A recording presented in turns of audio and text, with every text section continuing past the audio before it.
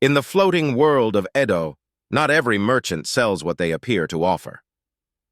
Takeshi hurried through the narrow streets as autumn leaves danced around his feet, their crimson and gold catching the last rays of evening light filtering through the canopy above.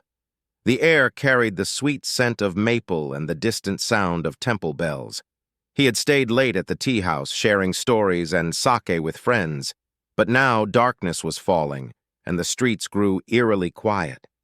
As he turned into a familiar alley, Takeshi noticed a figure walking behind him, matching his pace step for step. The stranger wore a dark kimono and kept to the shadows, but something about their presence made his skin crawl. Takeshi quickened his steps, but the footsteps behind him grew closer.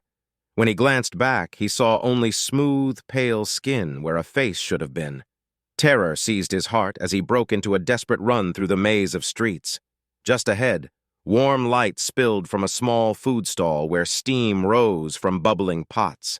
The elderly vendor stood with his back turned, tending to his cooking. Takeshi rushed toward the stall, gasping for breath, believing he had found sanctuary.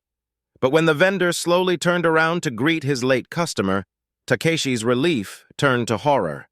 Where the old man's face should have been, there was only blank, smooth skin.